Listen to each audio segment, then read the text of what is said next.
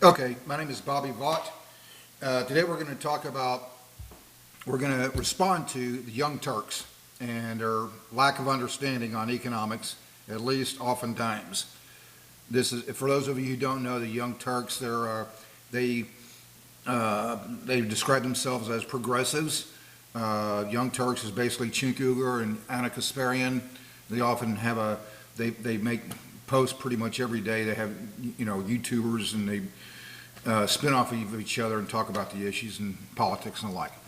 Okay, so we're going to listen to Anna Kasparian here and then just analyze what she says. So just to kind of set this up, the issue that they're talking about here, and I'll turn the camera around and show it to you in a second when I start the video. We're just going to play it for, I don't know, roughly 10 to 15 seconds or so. So just to set this up, they're talking about Kamala Harris and her stated plan of raising corporate tax rates from the current level of 21% to 28%. Okay, so Trump, as you know, had cut the corporate tax under Trump. The corporate tax rates were cut from down to 21%. Harris wants to raise them back to 28%. So I want you to listen to and listen very carefully to how Anna Kasparian at least twice erroneously links corporate taxes with taxing the rich. And I'll explain what I mean by that in just a moment. Okay, let's listen.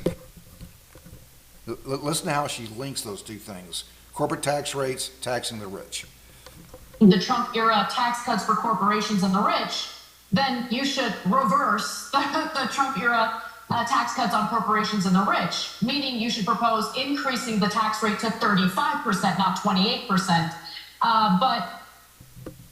Okay, so she clearly thinks of raising taxes on corporations as raising taxes on the rich. Nothing could be further from the truth.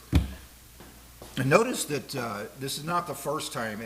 People on the political left, not exclusively, but primarily people on the political left or progressives, they often think of corporations as these sort of nebulous-like entities that sort of exist in the stratosphere beyond the scope of your participation. Nothing could be further from the truth. You know who owns shares? Well, just pick something. It doesn't matter what it is. Pepsi. Okay? Who owns shares of Pepsi? Well, people like you or me. It's somebody down the street. Same for Apple, Microsoft, Domino's Pizza, Home Depot, Lowe's, any of those things you could think of. If you have an index fund, you own probably all of those. If you have an ETF, you own all or most of those. An index fund is, like the Vanguard 500 index fund, you own 500 of them, okay? ETFs, same thing.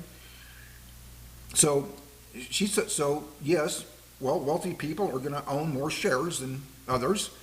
So what she's doing here is making the mistake of linking.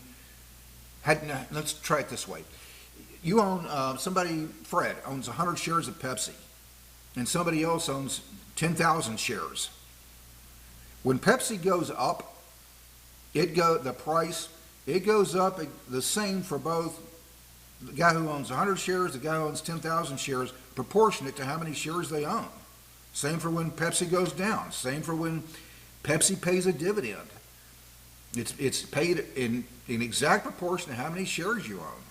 When there's a revenue for Pepsi, the guy that owns 100 shares, the guy that owns 10,000 shares, they're both paid the same relative to how many. That's the same revenue for both of them relative to proportion to how many shares they own. Same for a cost, like raising corporate taxes. Well, that would have to kind of be considered a cost, I would think. You're going to have to pay it. So who pays it?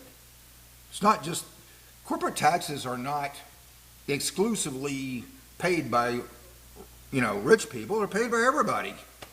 You raise corporate taxes, that's a tax on the guy that owns 10,000 shares and the guy who owns 1,000 shares or 100 shares in exact proportion to how many shares they own.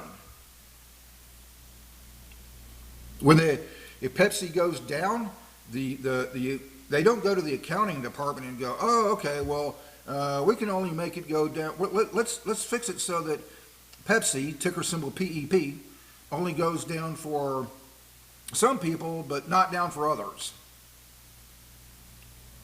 Hate to bust your bubble, Anna Kasparian.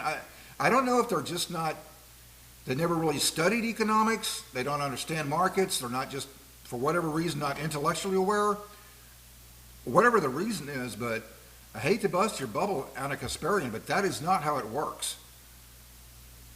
You cannot just link, when you start erroneously linking corporate tax rates to taxing the rich, what she's doing there is erroneously thinking of corporations as these sort of, nebulous-like entities out there. And so it's only natural, therefore, she takes this very us against them approach to economics. You got to tax corporations that way, so somehow it's going to trickle down into your bank account or something. No, it won't.